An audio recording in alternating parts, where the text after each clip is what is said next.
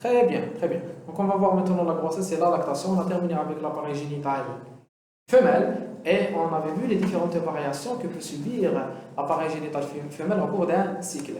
Eh bien, au cours d'une vie génitale d'une femme, on peut avoir une grossesse qui correspond au développement intra-utérin d'un embryon, puis d'un fœtus, puis d'un accouchement d'un nouveau-né.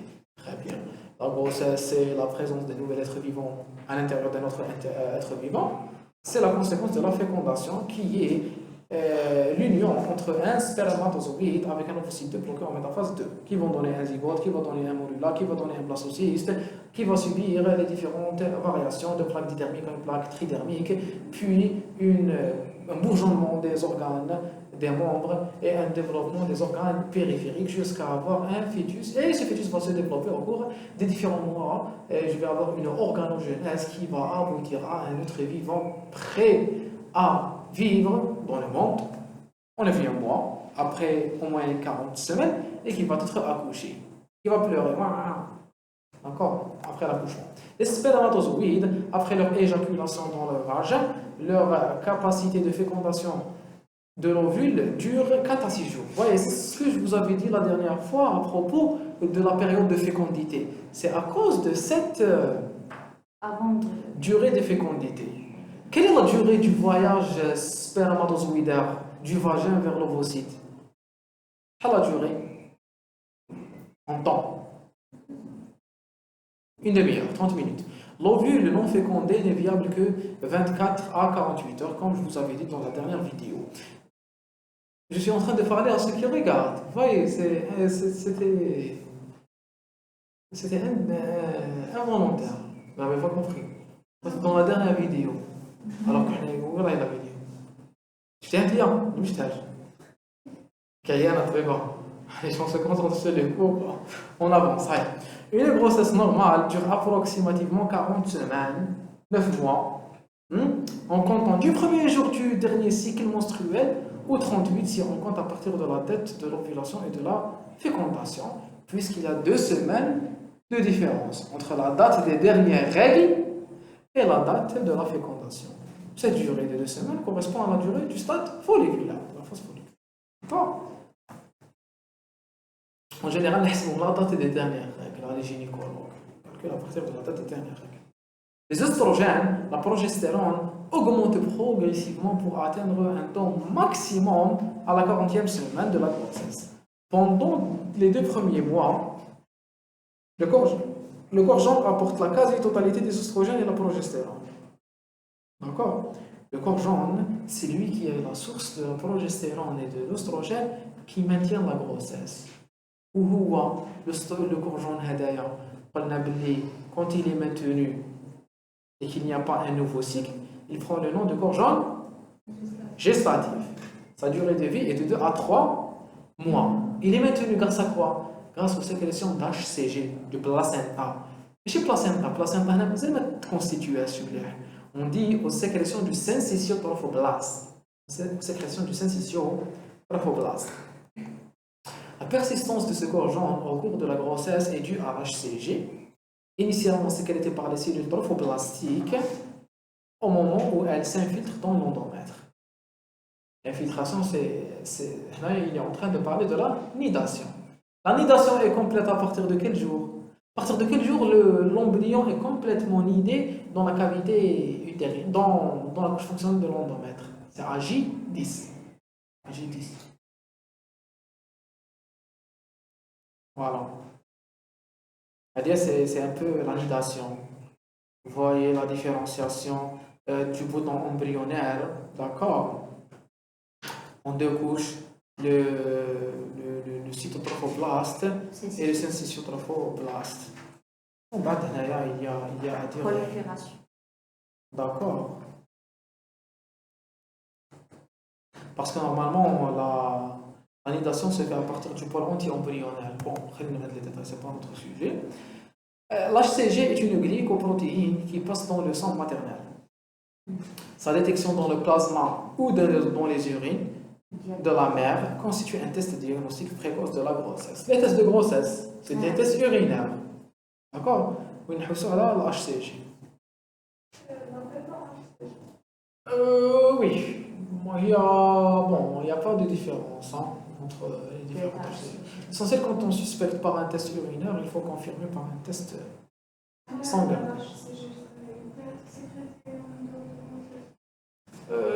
On peut retrouver des taux basaux, mais ce n'est pas à cause de ça.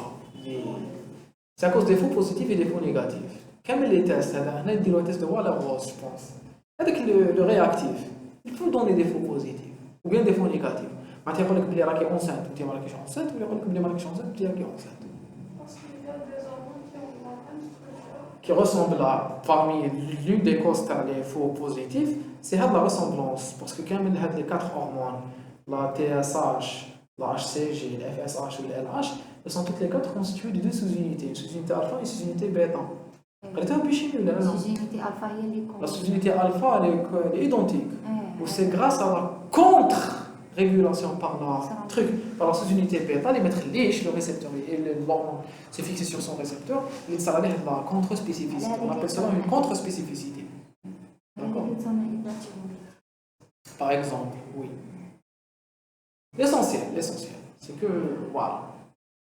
Il y a des tests qui sont plus sensibles et d'autres qui le sont un peu moins. Sa sécrétion augmente rapidement entre la 4e et la 8e semaine de la grossesse, un pic vers la 8e, puis hop, une descente. Et des valeurs relativement élevées et stables entre 8 à 12 semaines. Elle diminue, la diminution. Voilà, avec l'HCG. Elle augmente, puis elle diminue.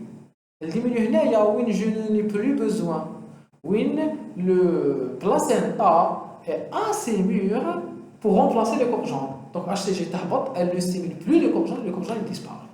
D'accord? Où le placenta prend le relais dans la synthèse des oestrogènes et de la progestérone. Ces valeurs diminuent rapidement. 10% des valeurs atteintes lors du plateau et se maintiennent jusqu'à la fin de la grossesse. Donc vous voyez, le taux, ou bien le taux, où elle reste stable dans ce dixième jusqu'à la fin de la grossesse. D'accord? Délivrance. Pourquoi ils ont dit délivrance et pas accouchement? C'est quoi la délivrance? Très bien. Il faut faire la différence entre accouchement et délivrance. Accouchement, c'est l'accouchement. C'est toutes les étapes de l'accouchement. Délivrance, c'est la dernière étape de l'accouchement. Délivrance, c'est la sortie de le placenta. Donc, les taux, la chute des taux, sera au cours de, après la délivrance, le placenta de l'organisme de la femme. Il n'y aura plus de libération des hormones placentaires dans le sang de la femme. D'accord? Donc ils ont été précis, ils ont parlé de délivrance et non pas seulement d'accouchement. La HCG est similaire à la LH dans sa structure. Au niveau des ovaires maternels, elle stimule la sécrétion des oestrogènes et de progestérone par les penchants et elle le maintient en vie. Donc elle augmente la taille, elle allonge la durée de vie. Le corps jaune, il va évoluer, va disparaître vers 8e à la 10e semaine de grossesse. 8e, c'est 2 mois. 10e, c'est 2 mois et demi. Vous voyez? Et le placenta prendra le relais pour la production des oestrogènes et de la progestérone. Très bien.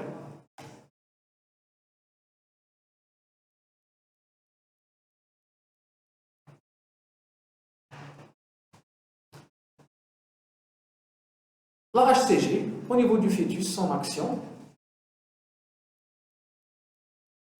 Au niveau des gonades du fœtus, l'HCG se fixe sur les cellules de Leydig, des testicules.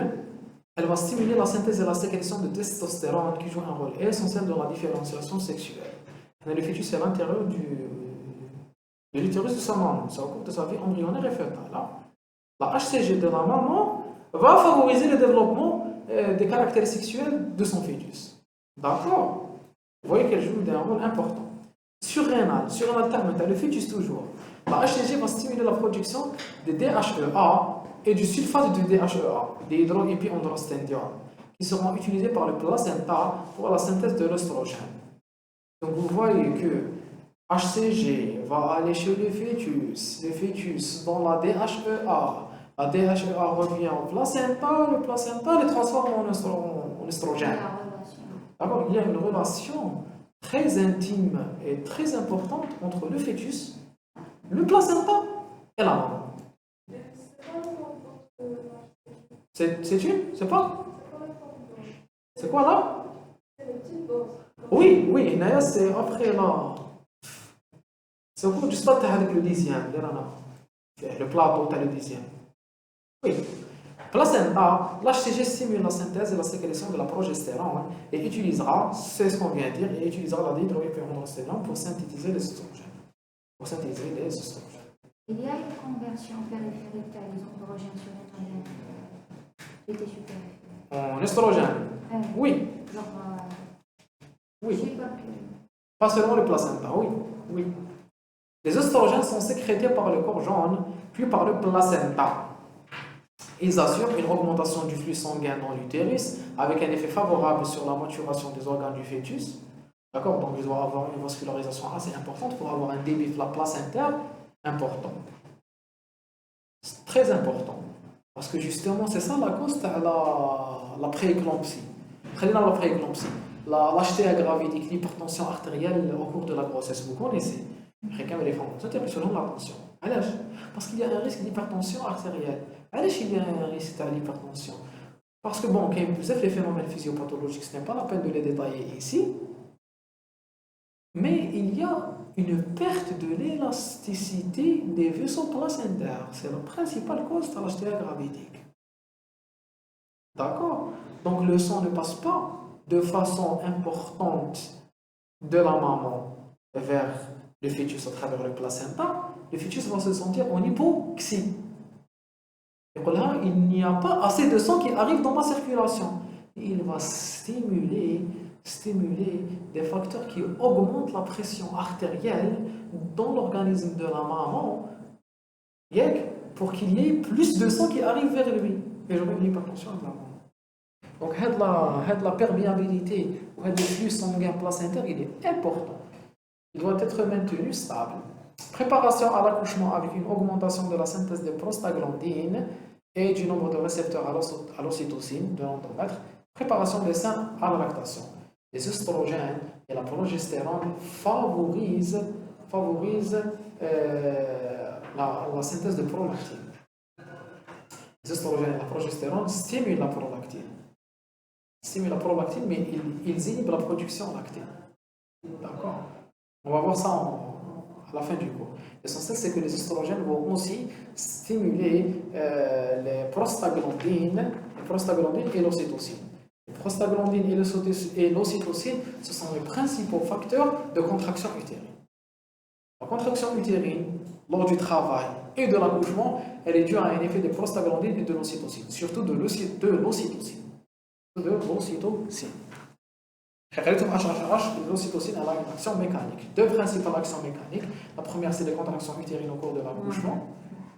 D'ailleurs, on peut déclencher l'accouchement. Ça, comment? Il faut syntocine pour accoucher. La synto, c'est un analogue d'ocytocine. C'est un analogue d'ocytocine qui est censé stimuler les contractions utérines pour favoriser l'accouchement. D'accord? Non? C'est une? Oui, bon, c'est les autres effets de l'ocytocine.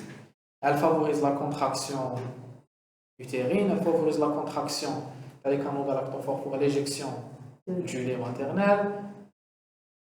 On dit que c'est l'hormone de l'amour.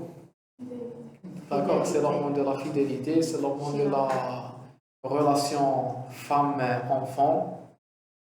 D'accord? Il y a une théorie hormonale très importante entre l'ocytocine et la tendresse et l'amour et la fidélité. D'accord? Elle favorise une bonne relation maman-enfant. Et l'attachement de la maman à son enfant. Parce que qui compte à la maman, il y a une sécrétion de l'ocytocine. Donc, il y a des sécrétions d'ocytocine quand elle est en train de voir son enfant. Carrément, c'est ça. Ça, c'est la puissance qu'il y a en allaitement. Tous les cas, c'est pour oublier aussi. Et elle a un effet antalgique très important. C'est pour cela qu'elle oublie. Je antalgique, d'oubli de la douleur. D'accord? Elle oublie la douleur qu'elle a pu ressentir. Au cours de l'accouchement. Qui m'a dit que le manège يخلع.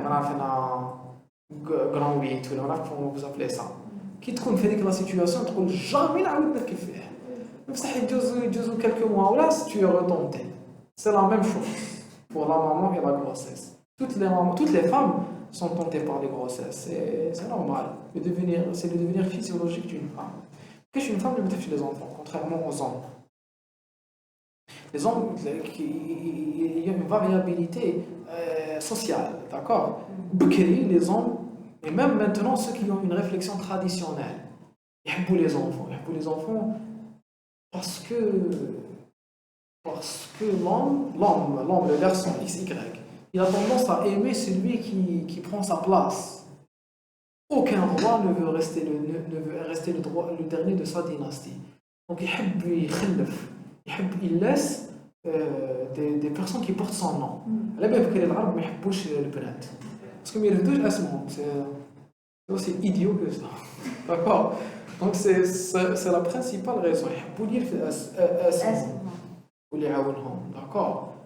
La maman non. La maman تحب تربي تحب تجيب الدراري تحب تشوف ses enfants. Aujourd'hui, les femmes ont conservé avec le sentiment de besoin d'un enfant. Les hommes, non. Les hommes, ils développent une certaine crainte, une fuite de la responsabilité. Parce que les hommes d'aujourd'hui sont beaucoup moins responsables. Les femmes européennes, c'est là vous adolescents. D'accord? Et c'est très fréquent l'âge l'irresponsabilité des hommes. Ouais. Ça se passe comme ça. Très bien, très bien. Donc, les oestrogènes vont favoriser la sécrétion de l'ocytocine, ils vont préparer aussi les seins à la lactation. La progestérone, elle est sécrétée par le gorgeon puis par le placenta, exactement comme les oestrogènes. Elle va assurer le relâchement de la musculature des trompes et facilitation du passage de l'ovule fécondé de la trompe vers l'utérus. Donc, elle va relâcher les trompes et favoriser les mouvements ciliaires. Préparation de l'utérus à l'implantation du blastocyste. C'est le blastocyste qui est implémenté. Comment on appelle ça?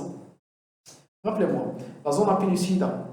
Il faut qu'il y ait une destruction de la zone apellucida au niveau du blastocyste. Qu'il y ait le stade de blastocyste, il commence son implantation et sa nidation. Très bien. Très bien. Inhibition de la contractilité utérine pendant toute la durée de la grossesse pour empêcher un accouchement prématuré, un avortement. Et inhibition de la réponse lymphocytaire et ainsi le rejet du fœtus. Donc, la progestérone va diminuer la réponse immunitaire de la maman pour empêcher, parce que le fœtus est un corps étranger, il a un HLA qui est différent.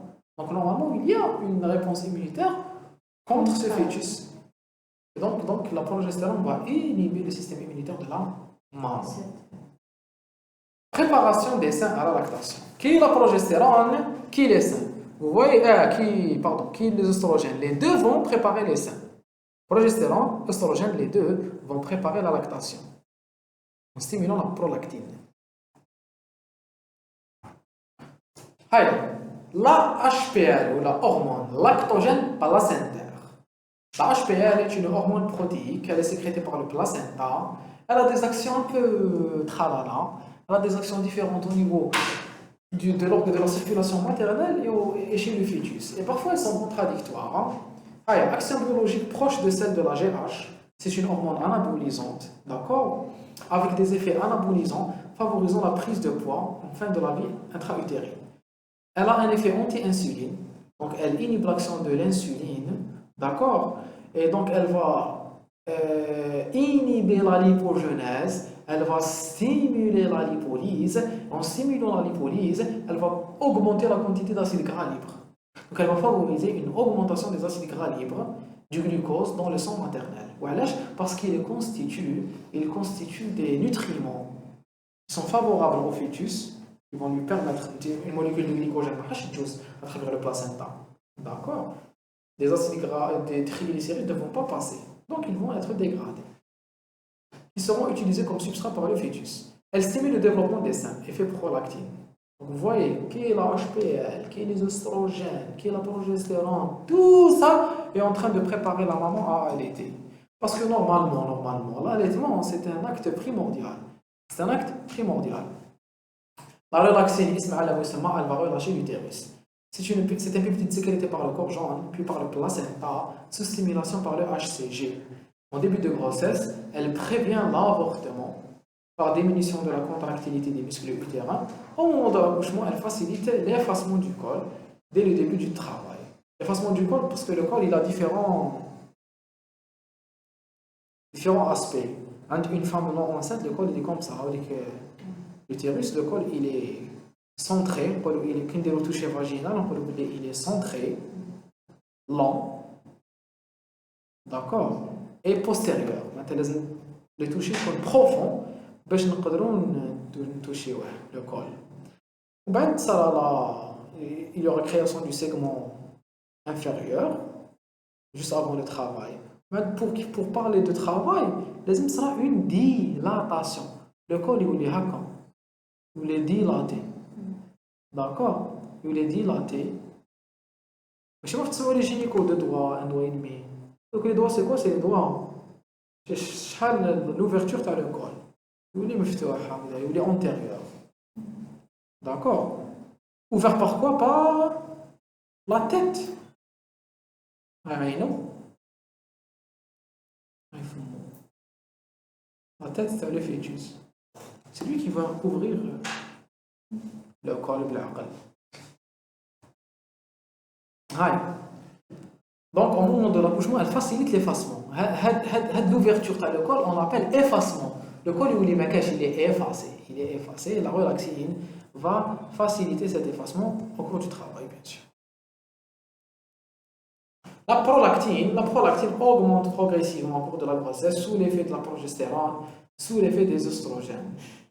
Elle est multipliée par 10 à la fin de la grossesse. La prolactine stimule les structures lactogènes du sein et augmente la synthèse du lait.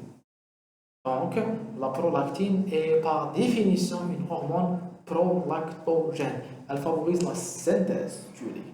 D'accord? La sécrétion de GnRH, de FSH et de LH est fortement inhibée.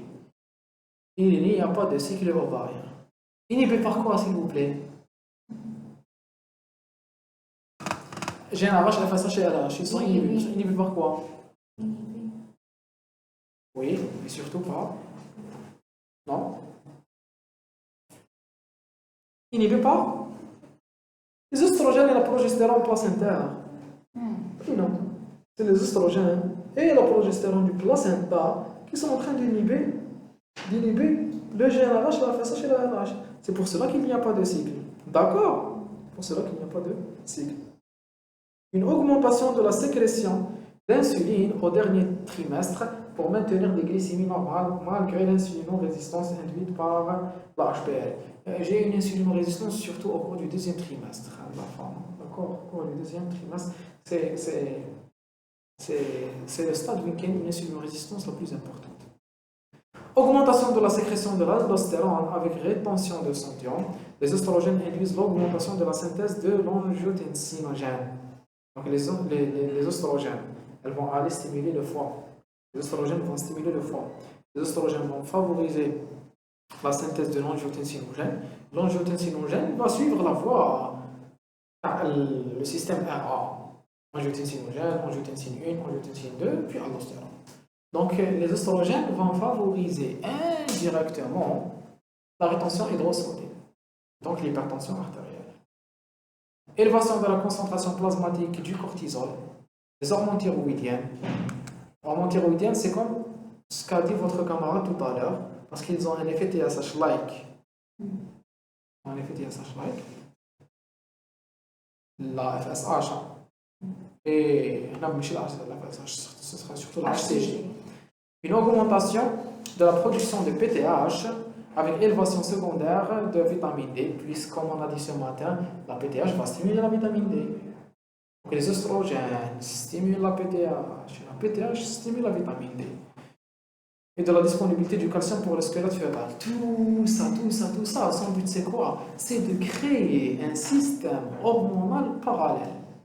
Chez le fœtus, puisqu'il met une douche ou des organes endocriniens, mais il a besoin de vitamine A, il a besoin de vitamine D, il a besoin de calcium, il a besoin de parathormone, il a besoin de fixation, il a besoin de croissance osseuse. Donc, c'est le placenta qui va un peu organiser les tissus de la maman pour envoyer des nutriments au fœtus. C'est pour cela qu'au cours de la grossesse, on a des déminéralisations, on a des déminéralisations dans la dentition, d'accord, à la maman. C'est à cause de ça. Parce que Mskina, elle donne tout à son fœtus.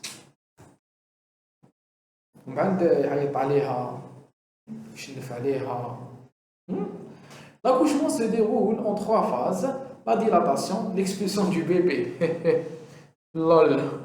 Lol. D'accord. Nouveau-né ou le fœtus. Bébé, c'est... Bébé, d'accord. Expulsion du bébé. Expulsion du placenta. Expulsion du placenta, comment on l'appelle? Délivrance. Des facteurs hormonaux sont impliqués dans l'initiation et l'augmentation des contractions utérines, augmentation de la synthèse des prostaglandines par l'utérus, augmentation de la sécrétion d'ocytocine. Comme ce sont les 2 hormones qui vont favoriser les contractions. Prostaglandine et ocytocine. Par la post-hypophyse de la neurohypophyse, dont les actions sur l'utérus sont marquées grâce à l'augmentation préalable de ces récepteurs par les œstrogènes. Donc les œstrogènes vont préparer l'utérus à subir l'action de l'ocytocine. Ils vont demander à l'utérus, aux cellules du myomètre, d'augmenter le nombre de récepteurs. D'augmenter le nombre de récepteurs à l'ocytocine. Donc, qui sera le pic de l'ocytocine? Les sécrétions importantes d'ocytocine, ces ocytocines vont retrouver une grande quantité de récepteurs flux-myomètre, des récepteurs prêts à être activés. D'accord? L'ocytocine est sécrétée par voie réflexe dont les influx nerveux dirigés vers l'hypothalamus proviennent de récepteurs utérins, notamment du col. D'accord? Donc c'est un peu l'utérus et le col utérin qui vont stimuler la neurohypophyse, ou la neurohypophyse, hop, elle va libérer l'ocytocine. Des fois, le réflexe, il ne fonctionne pas bien. Donc, le col est bien dilaté, elle a rompu la poche des os, ou elle commence à devenir latent, et ça commence à devenir inquiétant, parce que la poche des os, mais elle juste rompue بزاف. La poche des os, c'est comment on appelle ça بالعربية؟ ولا سهل كلمة. La poche des os. Vous connaissez? Quand il y a rupture de la poche des os, c'est un facteur de risque infectieux. À travers la tête, le fœtus est en relation avec le milieu extérieur, il peut s'infecter. D'accord? On va avoir des infections néonatales. Donc, quand ça traîne, hop, on injecte de l'ocytocine synthétique. D'accord? Très bien.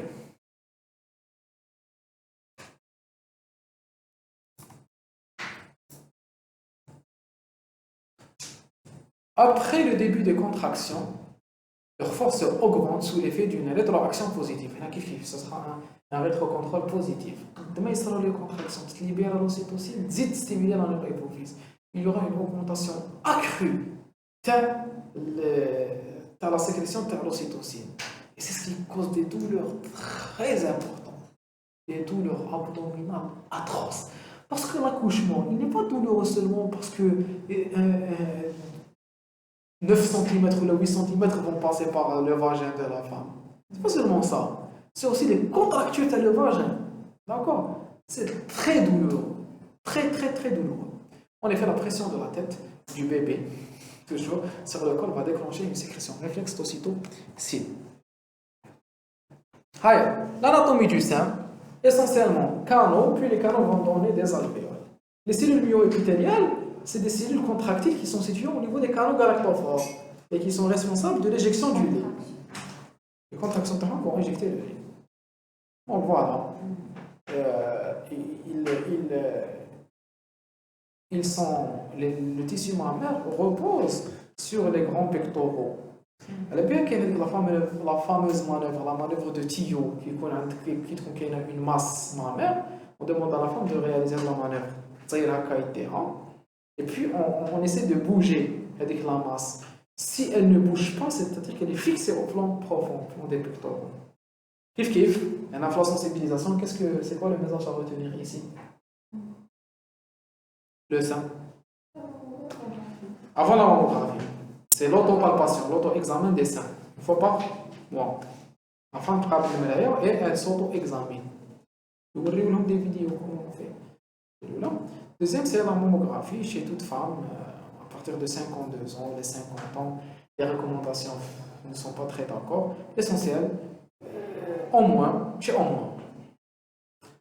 une mammographie tous les 2 ans à partir de 50 ans, entre 50 ans et 70 ans. D'accord?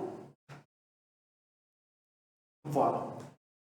Et là, par contre, le dépistage de le cancer du sein, il ne prévient pas la maladie. وحده كيدير une mammographie ماشي كيما le cancer du col.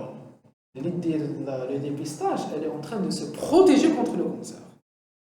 Et la mammographie ne se protège pas contre le cancer. C'est pour le dépistage précoce. إذا جا هذا الكانسر تفيقلو بكري. Donc هذا il ne diminue pas l'incidence des cancers. Il diminue la mortalité par cancer. Donc les buts de dépistage du cancer du col et du cancer du sein ne sont pas les mêmes. D'accord? Très bien. Très bien. Donc, on a des ligaments suspenseurs. Ce qui est important pour nous, c'est ça. C'est les canaux galactophores qui éjectent le lait au niveau du mamelon aréole. Très bien. Ici, c'est un peu la même chose. On a que c'est les variations du tissu mammaire au cours du cycle. D'accord? Avant la grossesse, les canaux portent de rares alvéoles. Vous voyez, c'est une femme sexuellement active. Hein? Mais bon, le tissu mammaire, la glande, elle se développe à la puberté. La fille est plate. Elle se développe à la puberté. Plus la graisse. Voilà. En début de grossesse, il y a la taille maximale à la fin de la grossesse et au cours de la lactation. Au cours de la lactation, elle régresse après la lactation, elle retrouve leur taille normale.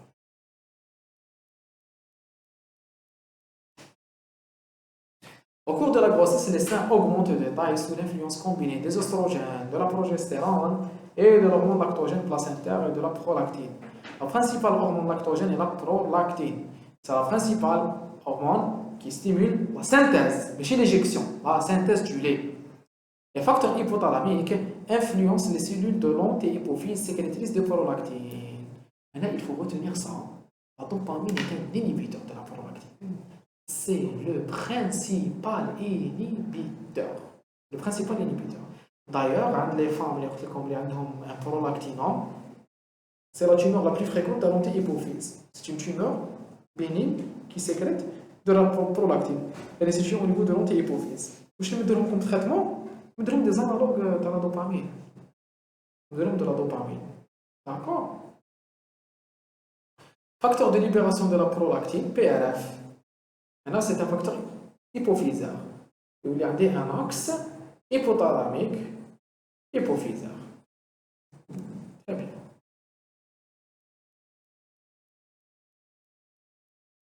Avant la puberté, la sécrétion de la prolactine est minime. À la puberté, chez la fille, elle s'élève sous l'effet de l'augmentation de la concentration des oestrogènes. Au cours de la grossesse, la sécrétion est stimulée au maximum par les oestrogènes et la progestérone. Comme on dit, les oestrogènes et la progestérone stimulent la prolactine. Ils stimulent la prolactine, en même temps, ils inhibent la production lactée. Ils ont deux effets un peu contradictoires.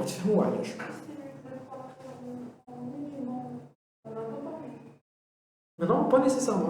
Il stimule aussi directement la prolactine. D'accord? Par les oestrogènes qui agissent au niveau de l'antéhypophyse. Toutefois, il n'y a pas de synthèse de lait du fait des fortes concentrations des oestrogènes et de la progestérone qui inhibent la sécrétion lactée. Vous voyez, la progestérone et les oestrogènes, ils stimulent la prolactine. Ça, ils inhibent la production lactée. Maintenant, ils stimulent la prolactine, mais empêchent la prolactine de réaliser son effet. Elle est bien au cours de la grossesse, mais on dit une éjection lactée. On dit une synthèse lactée. Jusqu'à la fin de la grossesse. D'accord? Oui, la femme, après l'accouchement, il peut y avoir quelques montées laiteuses. Mais en général, c'est 24 à 48 heures après. Allez. Ainsi, les oestrogènes augmentent la sécrétion de prolactine et assurent avec cette dernière la croissance et la différenciation mammaire. Les taux élevés d'œstrogènes et de progestérone exercent une inhibition sur la sécrétion lactée de la prolactine. Au moment de l'accouchement, La chute brutale des oestrogènes et de la progestérone va provoquer une levée d'inhibition. Regardez, il y a une augmentation très importante de la progestérone et des oestrogènes. Ils sont libérés par le placenta. Ils vont, au cours de plusieurs mois, ils vont stimuler la libération de la prolactine. Ils vont stimuler quoi? La libération par la prolactine. La prolactine va être synthétisée et libérée, synthétisée et libérée, synthétisée et libérée, synthétisée et libérée. Et cette prolactine ne peut pas réaliser son effet. Pourquoi elle ne peut pas réaliser son effet? Parce que son action sur les seins, elle est inhibée par les oestrogènes et la progestérone. Et puis brutalement, il y aura une délivrance, il y aura une libération du placenta. Donc il y aura une chute vers la progestérone et les oestrogènes. La prolactine, elle est maintenue haute. Donc il y aura une levée d'inhibition de la prolactine sur le sein, où elle va exercer son effet directement sur le sein. Il y aura synthèse et libération du lait. Les récepteurs à la prolactine augmentent, le développement de la capacité sécrétoire prend 2 à 3 jours. C'est ce qu'on appelle la montée laiteuse. Après l'accouchement, l'allaitement est possible grâce à la préparation hormonale des glandes mammaires et à la stimulation des sécrétions d'ocytocine et de prolactine. Comme la prolactine, elle stimule la synthèse du lait. L'ocytocine, elle stimule la contraction des canaux galactophores. Elle stimule l'éjection du lait. Par 2 réflexes neuro-endocriniens permettant ainsi l'éjection du lait et son renouvellement. La tétée est le stimulus essentiel de ces réflexes. C'est très important. Une femme ne peut, ou une maman, ne peut maintenir la lactation que si elle donne le sein à son enfant. Il faut donner le sein. Parce que la majorité, la principale partie des problèmes, c'est quoi? C'est que dire que la maman qui ne prend pas le sein, ou là je n'ai pas assez de lait. C'est-à-dire je n'ai pas assez de lait qui est une croyance très répandue, elle est souvent fausse. Donc il y a le sein, elle donne plus de lait. C'est pour stimuler la sécrétion de l'ocytocine. Ça elle lui donne moins, la sécrétion va diminuer. Donc il faut donner le sein 6 fois par jour, d'accord, les premiers jours, 6 fois par jour, pour des durées de 10 à 15 minutes, pour une durée d'allaitement total, d'accord, pour maintenir la sécrétion lactée. Et quand on a les prolactines, ça ne fixe pas les récepteurs. Non, ça ne l'éjection lactée par l'ocytocine. Qui m'a sorti l'éjection lactée, mais il fait les canaux galactophores. Qui met les canaux galactophores, il n'y aura pas de restimulation de synthèse. Il faut maintenir le cycle synthèse, éjection. Les canaux, il y aura restimulation de la synthèse. Donc plus je donne à l'enfant à téter, plus il y a une stimulation de la lactogénèse. Vous comprenez? Et de l'éjection, oui. Oui. Ça, le réflexe myo-épithélial, il est limité ici. Quand on parle de maintien de la lactogénèse, c'est aussi au niveau hypothalamo-hypophysaire. D'accord?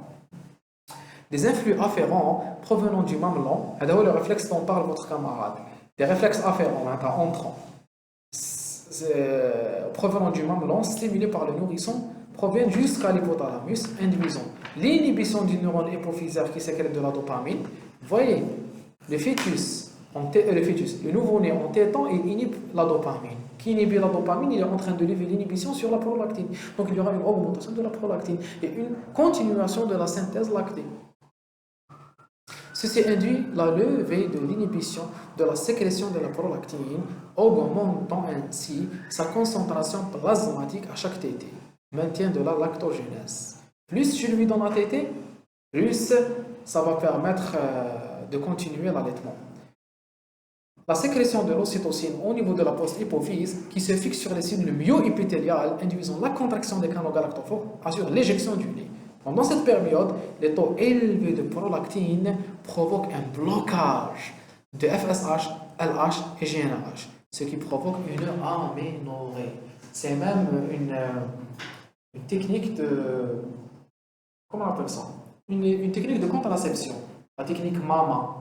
La technique MAMA, c'est le fait, elle est durable pendant quelques mois. C'est-à-dire que la femme, au lieu de prendre des œstroprogestatifs, puisqu'elle a l'aide, elle prend des œstroprogestatifs tardak pour ne pas avoir d'enfants, pour ne pas retomber enceinte.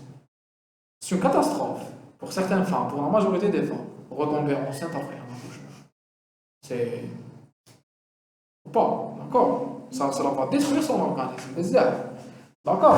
Donc, la technique MAMA, c'est pour bloquer l'axe. Mais ça, elle n'est pas fiable. Elle n'est pas fiable. Il faut vraiment allaiter chaque 6 heures, d'accord? Pour maintenir un taux de prolactine élevé et être sûr de l'inhibition de l'axe. Il ne faut pas demander aux femmes d'utiliser cette technique. Parce que malheureusement, l'allaitement maternel en Algérie est en train de régresser. À des taux très bas et très dangereusement bas. Parce que l'allaitement maternel, c'est une merveille. Malheureusement, les femmes le délaissent de plus en plus. Encore, donc il faut sensibiliser les femmes quant à l'importance de l'allaitement. Que ça protège la maman contre le cancer du sein, contre le syndrome de dépression post-accouchement, que ça renforce la relation. Que ça allez-y. Comment ça protège du syndrome de dépression alors que ça inhibe la dopamine? Ça inhibe la dopamine, ça augmente l'ocytocine. L'ocytocine, c'est la dopamine. D'accord? Le cordon ombilical. Oui. C'est le mésenchyme. Oui. Pour un cordon ombilical, il provient de la lomboïde. Allez-y, hein? J'ai entendu. On peut en tirer des cellules souches. Non. Ah. Allez-y. Le bébé qui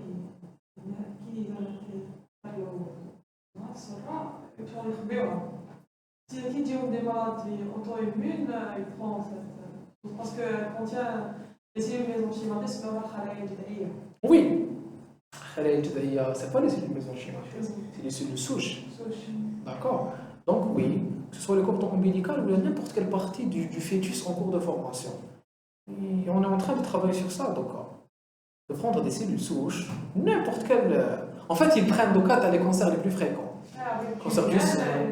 Où j'ai des rohom, ils les cellules souches du cordon ombilical et ils les congèlent.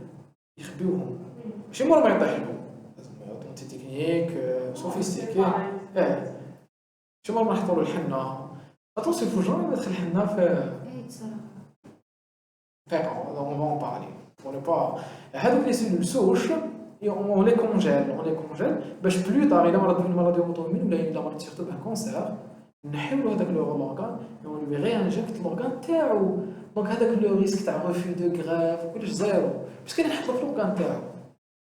Donc c'est une très bonne technique pour le futur. Imaginez واحد يمرض بالديابète. واش تقدر ندير له؟ Je lui enlève son pancréas ونحط له pancréas جديد.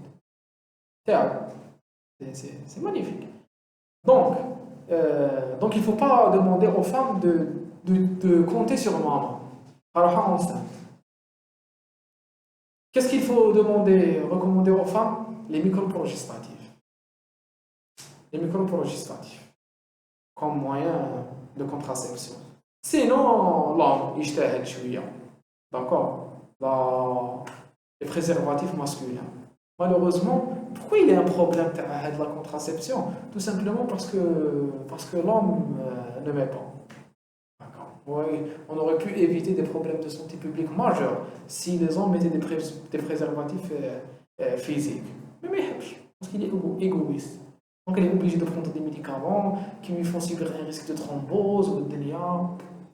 C'est bien, normalement. Co-bénéfice-risque. D'accord? Alors que normalement, c'est faisable.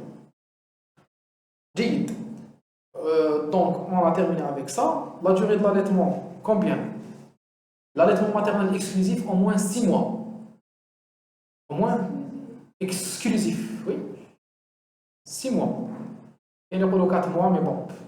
6 mois. Donc, 6 mois. ما تعمل لي زيد حتى 6 شهور هو يشرب غير في الحليب تاع امو.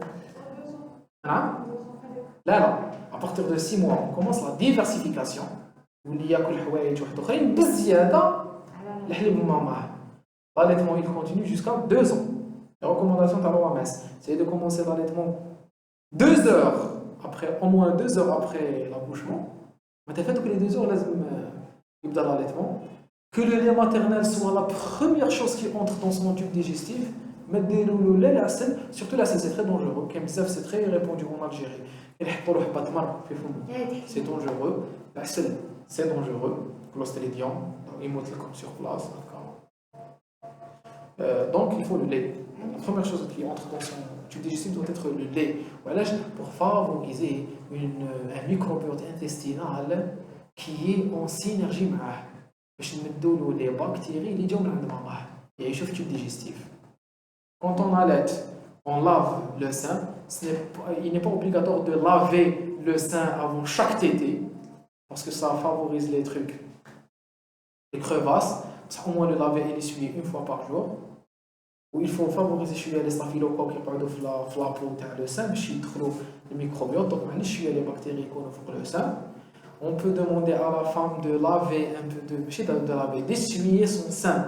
باش ما يهربش من الريحه تاع الحوايج ولا كاش ريحه لو et elle allait pendant 6 mois exclusivement. À partir de 6 mois, elle commence la diversification et elle continue l'allaitement maternel jusqu'à 2 ans. Les bénéfices, là, jamais, oui, rien d'autre. C'est faux. D'accord, c'est faux. Le lait maternel, l'allaitement maternel, quand il est exclusif, il protège la maman contre le cancer du sein, contre beaucoup de maladies, cancer du sein, cancer de l'ovaire, comme les cancers du tractus génital. Il protège l'enfant contre les allergies, les maladies auto-immunes, les maladies inflammatoires, les cancers, la malnutrition, d'accord, l'obésité, le diabète. Donc, l'allaitement maternel protège l'enfant. Parce que le lait de vache, le lait de baïette, il a une structure un peu différente du lait maternel. Donc ça favorise l'apparition de maladies, de certaines maladies. L'obésité. Surtout l'obésité. D'accord? Là, on est d'accord sur l'allaitement. Il faut sensibiliser les femmes quant à l'allaitement maternel. Très bien, on avance. Vous avez d'autres questions? Allez-y. Dans son intestin grêle, donc la première défécation, elle est un peu... C'est le méconium. Ce n'est pas une défécation, c'est un liquide verdâtre. D'accord, c'est le méconium. Oui. Il y a un tube digestif. Mais il doit être qu'il faut remplacer comme par le lait maternel. Allez-y. On congèle les cellules souches, oui.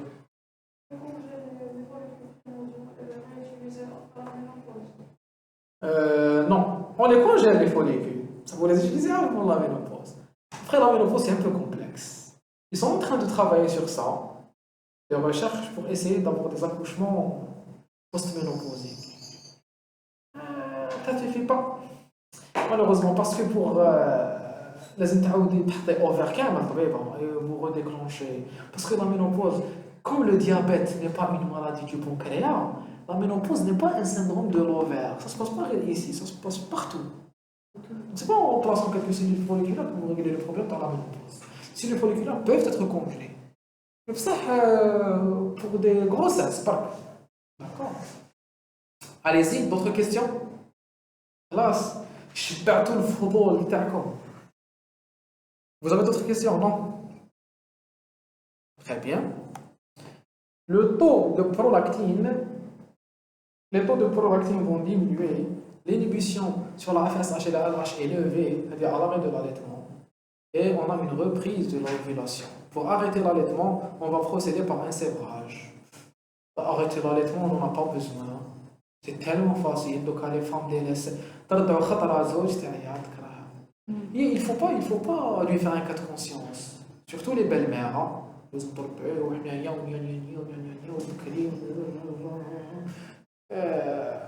Il faut jamais se mettre, il faut essayer de se mettre à la place, il ne faut jamais juger la maman et lui mettre le starter. Il ne faut pas la forcer. Mais, d'un autre point de vue, les femmes modernes devraient faire un peu plus d'efforts. D'accord? Parce que machine chez d'accord? Parce que les bénéfices sont trop importants. Pour arrêter l'allaitement, on va procéder par un sévrage. نقدروا كاين دي تكنيك او ديبي اون لوي ميلونج الحليب تاعها مع الحليب تاع الشكاير ولا الحليب تاع اللحظه داكور ولا مع الماء on commence à diminuer progressivement jusqu'à c'est vraiment parce que c'est un مشكله تبقى 3 سنين ولا 4 مازالوا يرضعوا soit on donne une forte dose d'œstrogène et de la progestérone bon en fait moi c'est pas vraiment utilisé encore au quotidien on peut donner des oestrogènes et de progestérone تحبس la prolactine يحبس الحليب on donne une substance qui bloque la prolactine comme un analogue de dopamine. هذه techniques elles sont pas vraiment utilisées. سهلة ما تديروا فيها ما يرضاش. Voilà. Donc c'est un peu le réflexe de succion. Comment la succion va stimuler la sécrétion de l'ocytocine au niveau hypothalamique et la libération d'ocytocine au niveau de la post-hypophyse. Et on a terminé ce cours.